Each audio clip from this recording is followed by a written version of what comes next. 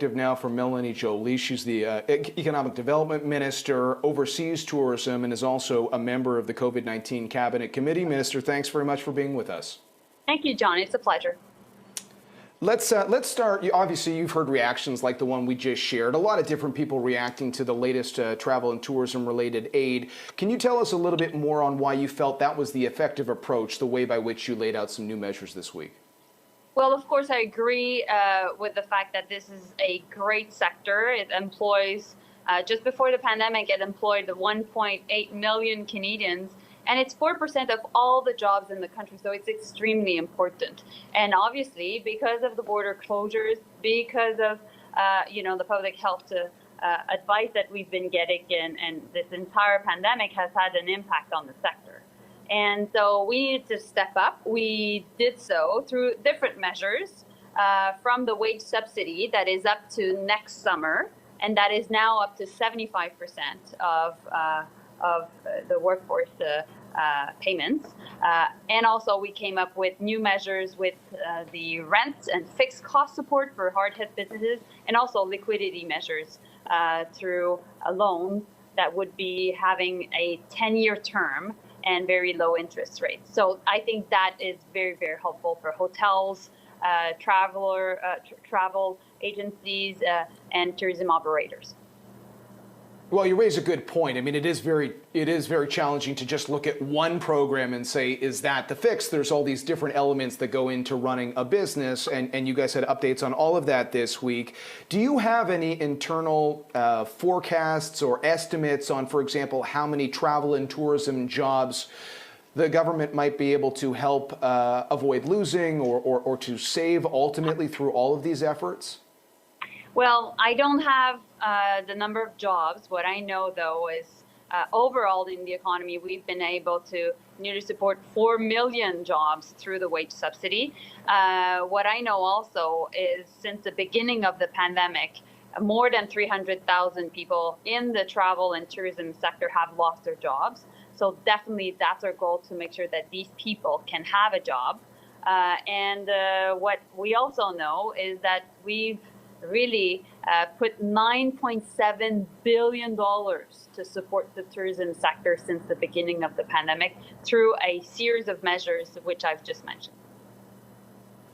Minister, one of the things that that clip we had there from the CEO Booking, he's one example of someone who has been pushing for the idea of tax breaks for travelers, the idea of when there is an opportunity to start traveling again, that might be a good approach to take. Where do you weigh in on a subject like that? Well, obviously, we already know that after the pandemic, we will be facing a very difficult economic situation, and we will want to support sectors of the economy that have been particularly impacted. Definitely the tourism sector is one, and definitely we will want to make it a big part of our relaunch strategy. So I'm very open to any form of ideas that are linked to incentives to travel. But I must say, John, that I have a soft spot to make sure that these people, that Canadians discover their country. And since we will be a safe place to travel, people will be vaccinated. Well, therefore, there will be really great opportunities to travel and discover our beautiful Rocky Mountains in British Columbia and Alberta, beautiful Atlantic Canada, discover the North. And that will be certainly a focus of us as a government, to make sure that people have the money to spend it, and to spend it in the sectors we want, such as the travel and tourism sector.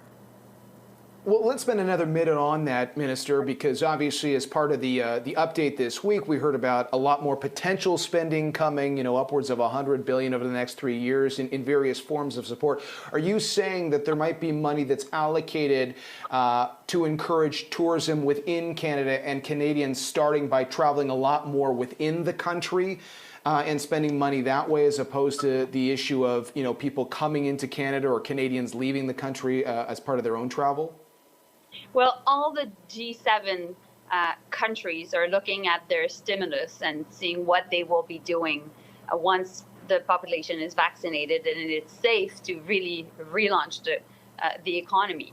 And of course, the travel sector is something that is a focus. I had the chance to talk with all the G20 ministers of tourism, and we all agree that this is an opportunity to really help a sector that has been seeing so many job loss. Now, we'll be in competition with other countries as the world reopens. We need to do things right, and we need to make sure that we do the right investments. And that's exactly why right now, where we are, we need to help businesses get to that point, and that's why we're coming up with many measures. Now, one of the things we've heard, particularly from the airline industry, this is not new to you, but obviously those who have heard from CEOs like that at Air Canada know that there has been a concern on the part of airlines about the rules on quarantine, 14-day quarantines, the issue around travel advisories as well. In other words, in a year where a lot of people are in a position where maybe they just do business over Zoom, if you have a long quarantine period and the travel advisories are as they are, and that impacts insurance, that really makes it difficult to get back to some version of normal with business travel. On top of that, you have seen some encouraging developments on testing at airports, certain parts of Canada. Obviously, you look at Vancouver as well. So can you give us an update on how the government is thinking about those issues? Because any change to the quarantine time, travel advisories, support for testing, these are the kinds of things you would think that could really give a boost to the travel and tourism industry. Well, first and foremost, John, and I think our viewers would agree, we need to make sure that we deal with the second wave of the pandemic. There are lockdowns all across the country. Toronto is in a lockdown. Winnipeg is in a lockdown. We're seeing cases rising in my home province of Quebec and also all across the country. And so, of course, we have to limit our contact. And that's the big challenge in the travel and tourism sector, because that's usually not what we do when we travel. And therefore, that's why we need to be helping the businesses to deal with this very, very difficult time, and to make sure that they have they stay solvent and that they can go through this phase of the second wave.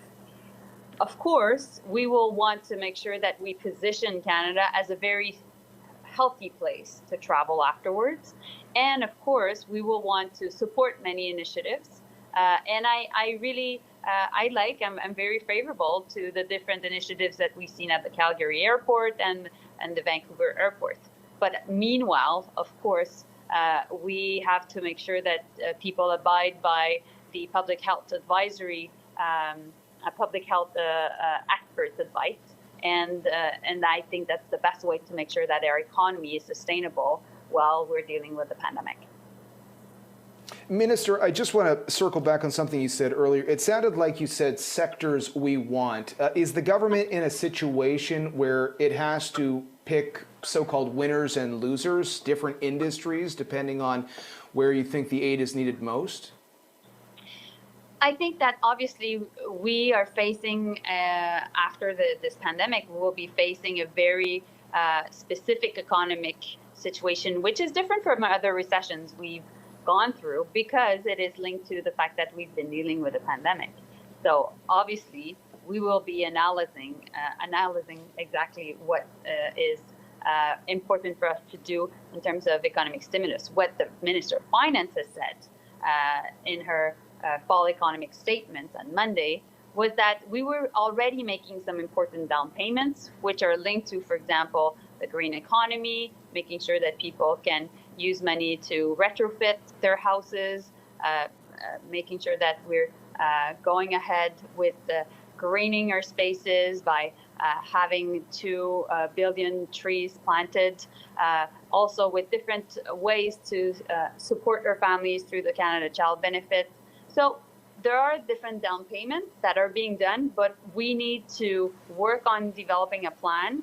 What I'm doing through my economic development agencies right now is really helping the different chambers of commerce all across the country and the different entrepreneurs that want to think about the relaunch to support their initiatives, that we work on different plans and that we can collect all that data and work with the government to make sure that we look into the sectors that have been more impacted, but also in general the economy.